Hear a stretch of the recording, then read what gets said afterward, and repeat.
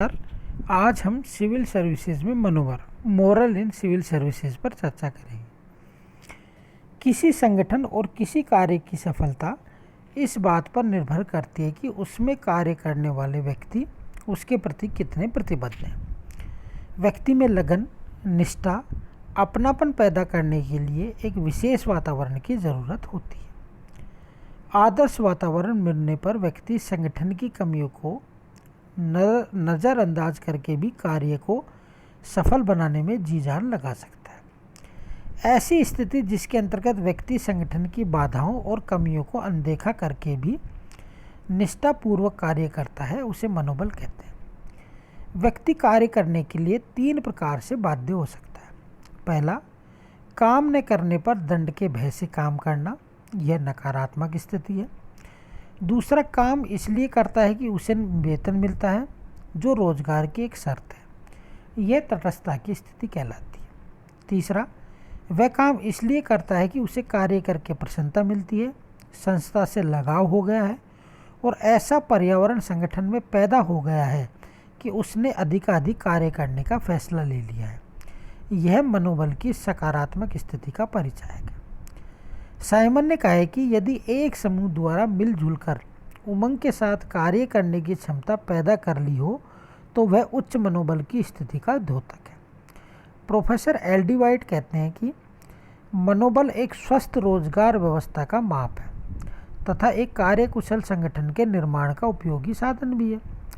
सामाजिक मनोवैज्ञानिक दृष्टि से यह एक ऐसी मानसिक दशा को दर्शाता है जिसमें आदमी और औरत स्वेच्छा से अपनी योग्यता का विकास करने का प्रयास करते हैं और विकसित योग्यता का अपने कार्य में श्रेष्ठ उपयोग करते हैं। इसका कारण बौद्धिक व नैतिक संतोष है, जो उन्हें आत्मानुभूति, अपने चयनित क्षेत्र में किए गए विशिष्ट कार्यों एवं अपनी सेवाओं पर गर्व करने से प्राप्त होता है।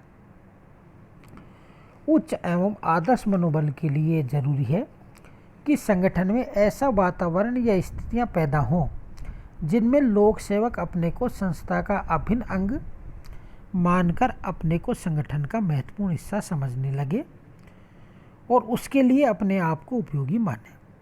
अगर व्यक्ति संगठन, उसके लक्ष्य और स्वयं के बीच एक रूपता स्थापित कर सके तो यह उच्च एवं आदर्श मनोबल की दिशा में एक महत्वपूर्ण कदम होगा। व्यक्ति बौद्धिक, मानसिक, भावनात्मक एवं शारीरिक रूप से संगठन का अपने आप को हिस्सा समझने लग जाए तो उच्च मनोबल की स्थिति पैदा हो सकती है। मार्क्स के अनुसार उच्च मनोबल में बौद्धिक तथा भावनात्मक दोनों ही गुण होते हैं। इसका बौद्धिक गुण उसके ज्ञान, सूझबूझ तथा परस्पर विचार विमर्श के बल से पैदा होता है। ये तीनों विशेषताएं संस्थागत चिंतन, नियोजन एवं मूल्यांकन की क्रियाओं में सिविल सेवक की व्यवहारिक सहभागिता पर निर्भर करती है। ये उनमें उत्साह और मनोबल की गतिशीलता प्रदान करती है। मार्शल ई डिमोक कहते हैं कि मनोबल व्यक्ति में आत्मसम्मान और आत्मसंतुष्टि की भावना से विकसित होता है। ऐसी स्थिति में व्यक्ति के व्यक्तित्व के विकास के नए द्वार खुलते हैं।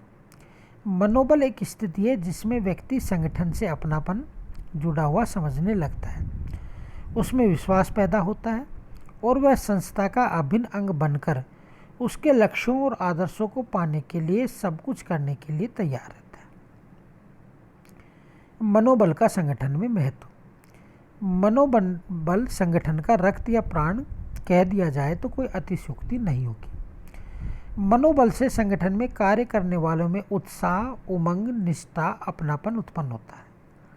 संगठन को स्वस्थ रखने के लिए कार्यकर्ताओं में उच्च मनोबल का होना आवश्यक है, अन्यथा संगठन रोगी हो जाएगा, दुर्बल हो जाएगा, आंतरिक कलह व संघर्ष का शिकार होकर अपने लक्ष्य से भटक जाएगा।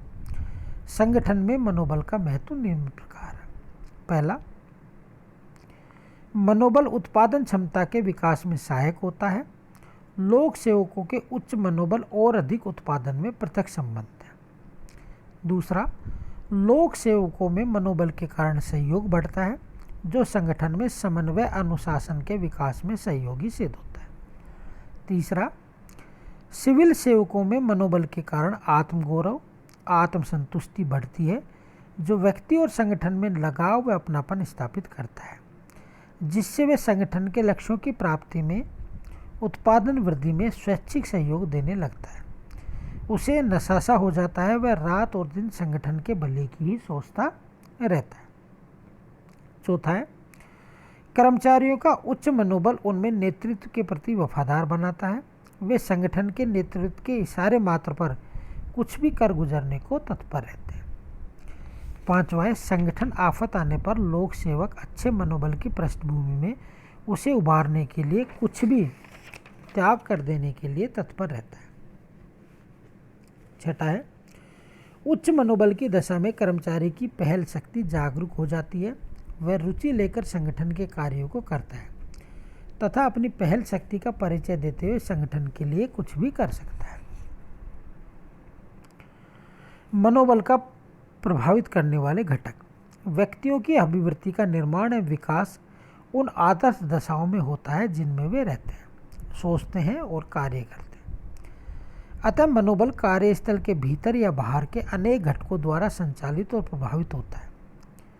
फिलिपो ने मनोबल को प्रभावित करने वाले तत्वों में इनको प्राथमिकता दी है, जैसे वेतन, सुरक्षा, कार्य दशाएं, उचित व योग्य नेतृत्व, कार्य प्रशंसा, अवसर, सहयोगियों की अनुरूपता, कर्मचारी लाभ योजना, सामाजिक स्तर, प्रतिष्ठा एवं प्रशासन की उचित प्रक्रिया।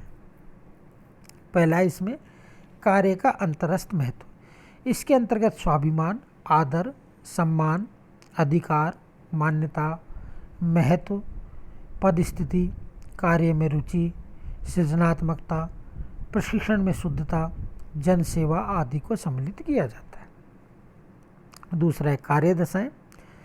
कार्मिक जिस वातावरण में कार्य करते हैं वह उनके मनोबल को जरूर प्रभावित करता है। स्वास्थ्य, सुरक्षा एवं कल्याण संबंधी सुविधाएं जैसे वायु, स्वच्छ जल, प्रकाश, तापमान, मनोरंजन सुविधाएं, भोजन, काम के घंटे, चिकित्सा सुविधाएं, औजार व मशीनों की सुरक्षा, बीमा आदि की सुविधाएं कार्मिकों को संतोष देती हैं और उनके मनोबल में वृद्धि करती हैं। तीसरा उचित एवं योग्य नेतृत्व। नेतृत्व की गुणवत्ता भी कर्मचारियों के मनोबल में वृद्धि करती है। अतः प्रबंधकों का उचित व्यवहार व सही नेतृत्व उसे मनोबल बढ़ाने की क्षमता रखता है। चौथा है कार्य की प्रशंसा। नेतृत्व द्वारा समय समय पर कार्मिकों के अच्छे कृत्यों की प्रशंसा भी उनके मनोबल में वृद्धि करती है। वेतन आदि। कार्मिकों को मिलने वाला वेतन, लाभांश, वेतन वृद्धि में अच्छा अंतराल और अन्य आर्थिक प्रेरणाएं भी मनोबल का सृजन करती हैं। सुरक्षा। कार्य पर सुरक्षा व रोजगार सुरक्षा दोनों से कार्मिकों का मनोबल बढ़ता है। कार्य सुरक्षा कार्मिकों को कार्य के प्रति निष्ठावान बनाता है और साथ ही उनमें मानसिक संतोष का संचार करता है। विकास के अवसर। वरिष्ठता, योग्यता, पदोन्नति तिथियां, आर्थिक विकास एवं विकास के संबंध में महत्वाकांक्षा आदि तत्व इसमें सम्मिलित होते हैं। नेक्स्ट है इसमें प्रशिक्षण, सुपरविजन। कार्मिकों का सुपरविजन पर्यवेक्षण सकारात्मक होने पर मनोबल का विकास होता है। इससे पर्यवेक्षक को विनम्रता, निष्पक्षता, वायदों को पूरा करना, कार्य प्रशंसा, प्रोत्साहन, आपसी सूझबूझ आदि शामिल होते हैं। नौवां है कार्य संतुष्टि। कार्मिक जिस कार्य का निष्पादन करते हैं यदि उससे वे संतुष्ट हैं तो उनका मनोबल ऊंचा रहेगा। अतः प्रबंधकों को चाहिए कि कार्मिकों को उचित कार्य पर लगाए ताकि वे अपने कार्य में संतुष्टि और गर्व की अनुभूति कर सकें। नेक्स्ट है कार्य का सामाजिक पर्यावरण। यह भी मनोबल को प्रभावित करता है। इसमें कार्य पर एवं कार्य के अतिरिक्त सहकर्मी समूह से संबंधित होने का गर्व, योग्य सहकार्मिक सहयोग, कार्य समूह का आकार आदि शामिल किए जाते हैं। संप्रेषण। इसमें संस्था की प्रगति रिपोर्ट, नवीन गतिविधियों की जानकारी, सेवी वर्गीय नीतियाँ, कर्मचारी स्थिति, सुझाव प्रणाली, वार्षिक रिपोर्ट तथा संस्था की अधिकारी रेखा आदि के बारे में सूचनाएं सम्मिलित हैं। प्रबंध या प्रबंधन। इसमें प्रशिक्षण कार्यक्रम, संगठन का आकार, कर्मचारी आवास सुविधाएं जैसे मकान, बिजली, पानी, फर्नीचर, संगठन का ढांचा, कार्मिक संगठन को मान्यता व सुविधाएं, नियोजन, कार्यालय की प्रतिष्ठा और जनसंपर्क आदि शामिल हैं। व्यक्तिगत आवश्यकताएं।